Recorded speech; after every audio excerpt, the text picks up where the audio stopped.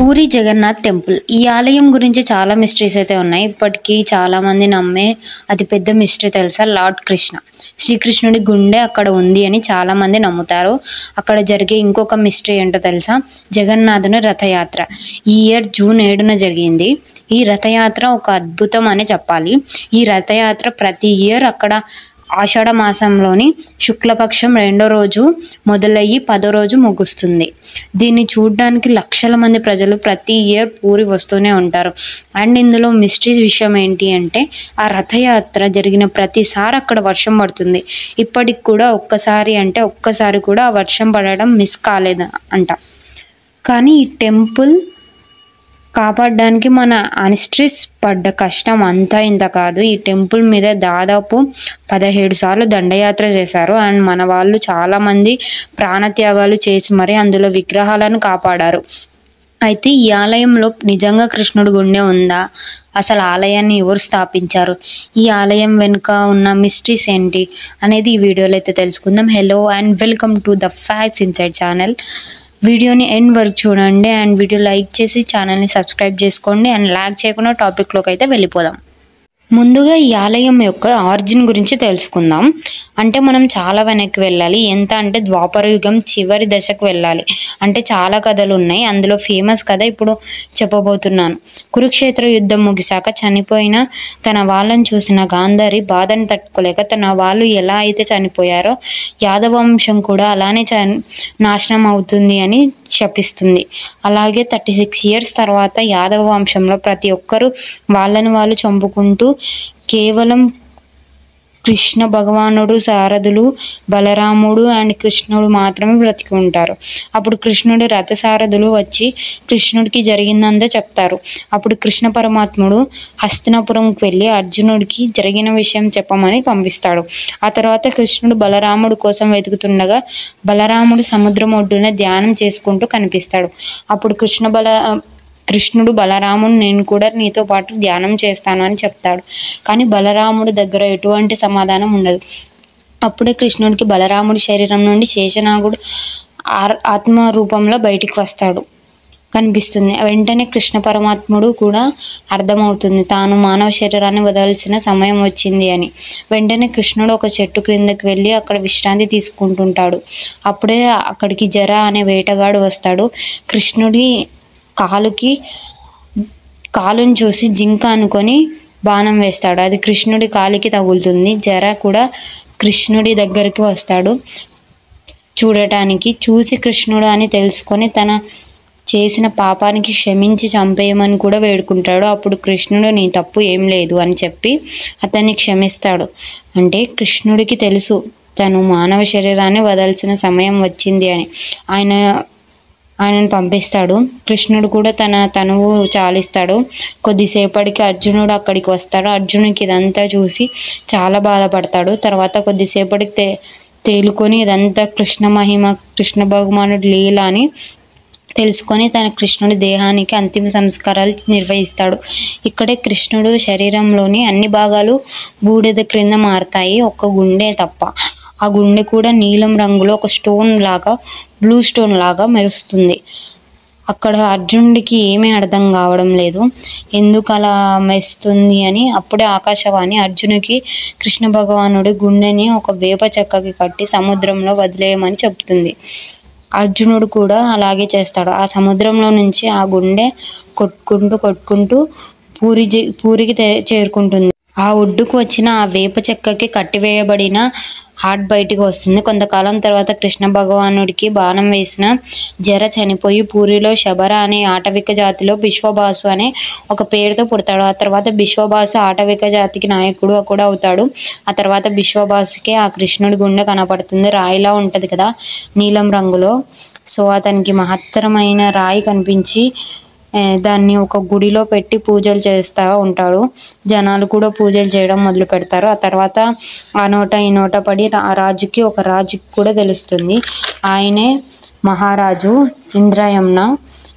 అయితే ఈ రాజు తెలియడం కంటే ముందే ఆ రాయి గురించి మాట్లాడుకుంటుంటే బిశ్వబాసుకి కొంచెం భయం వేస్తుంది. ఆ రాయిని ఎవరైనా తీసుకెళ్తారేమో అని దాన్ని ఒక చోట భద్రంగా దాస్తారు. తర్వాత ఇంద్రదమ్న కూడా ఆ రాయి గురించి కొంచెం తెలుసుకొని అందరిని ద్వారా సరే తనకి కూడా తన దగ్గర ఉంటే ట్రైబల్ ఉండడం ఏంటి, నా దగ్గర ఉంటే ఇంకా బాగుంటుంది కదా అని తనకు ఆశ పుట్టిద్ది. సరే ఆ రాయిని కనిపెట్టిన విద్యాపతి అనే ఒక అతన్ని బిశ్వబాసు దగ్గరికి పంపిస్తారు. ఈ మన రాజు ఆ తర్వాత విద్యాపతి బిశ్వబాసు దగ్గరికి వెళ్ళి కొన్ని రోజులు ఉంటాడు. ఆ టైం పీరియడ్లోనే వాళ్ళ కూతురుతో ప్రేమలో పడతాడు. ఆ తర్వాత వాళ్ళ కూతుర్ని బిశ్వబాసు విద్యాపతికి పెళ్లి కూడా చేస్తాడు. ఆ తర్వాత కొన్ని రోజులకి బిశ్వబాసు వాళ్ళ కూతురు కూడా ఆ రాయిని చూడ్డాన్ని ఒత్తిడి చేస్తుంది. ఒక కండిషన్ మీద బిశ్వబాసు ఆ రాయిని చూపించడానికి ఒప్పుకుంటాడు. కళ్ళకు గంతలు కడతాను. విద్యాపతి అండ్ వాళ్ళ కూతురికి ఆ కళ్ళకు గంతలు దారిలో తీసేస్తారో వారిని అక్కడి నుంచి వెనక్కి తీసుకొస్తాను రాయిని కూడా చూపించాను అని చెప్తాడు. విద్యాపతి ఏం చేస్తాడంటే తన దగ్గర కొన్ని విత్తనాలు తీసుకొని దారంతా చల్లుకుంటూ వెళ్తాడు. మొక్కలు మొలుస్తాయి. అండ్ విద్యాపతికి బిశ్వబాసు కూడా రాయిని చూపిస్తాడు.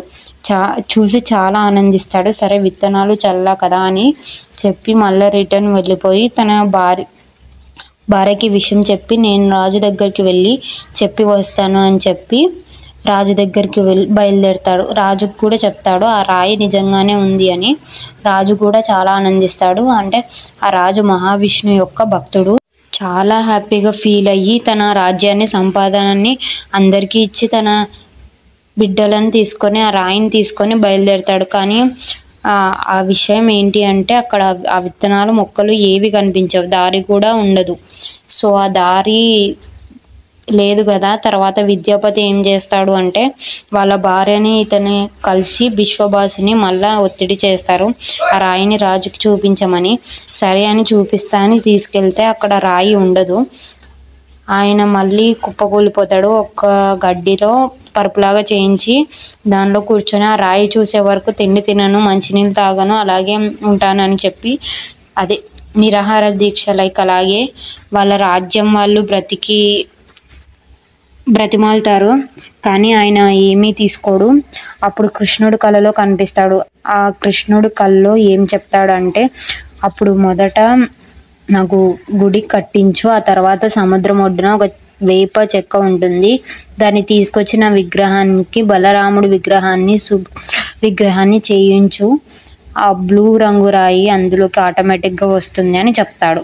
ఆ రాజు అలాగే గుడి కట్టిస్తాడు. కానీ ఆ సముద్రం దగ్గర ఉన్న వేప చెక్కని ఎవరు కదిలించలేరు, ఎవరి వల్ల కాదు.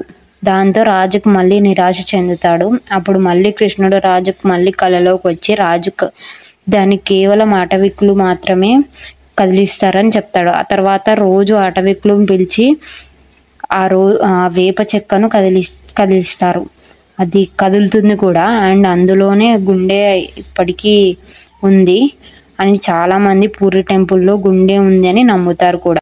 అండ్ ఇంకొక విషయం, ఆ పూరి టెంపుల్లో ఇప్పటికి కూడా పూజలు కానీ లేదంటే ప్రసాదాలు తయారు చేసే వాళ్ళు కానీ ఇప్పటికీ ఆటవికులే ఉంటారు.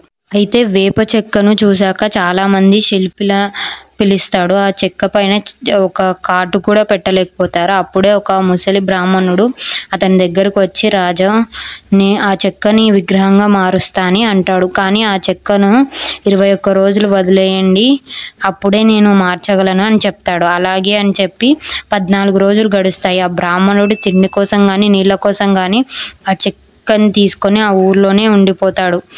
అప్పుడు రాజు భార్యకి భయం వేస్తుంది. ఫుడ్ అండ్ వాటర్ లేకపోతే బ్రాహ్మణుడు చనిపోతే బ్రాహ్మహత్య పాతకం చుట్టుకుంటుందని ఒకసారి ఆలోచించండి అని రాజుకి చెప్తుంది.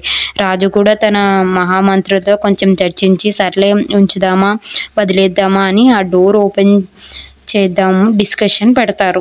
కొంతమంది వద్దు అంటారు. ఫైనల్ డిసిషన్ ఏంటి అంటే డోర్ ఓపెన్ చేయడానికి నిర్ణయించుకుంటారు. బట్ ఆ డోర్ ఓపెన్ చేయగానే ఆ బ్రాహ్మణుడు మాయమైపోతాడు. ఆ విగ్రహాలు కూడా సగం చెక్కబడి ఉంటాయి. అంటే ఆ బ్రాహ్మణుడు ఎవరో కాదు, వాళ్ళ కథ ప్రకారం శ్రీ మహావిష్ణు. అందుకే సగం చెక్కబడిన విగ్రహాన్ని అందులో ప్రతిష్ఠిస్తారు. Why Rath Yatra celebrated. ఈ విషయాన్ని మనం పార్ట్ 2లో అయితే తెలుసుకుందాం.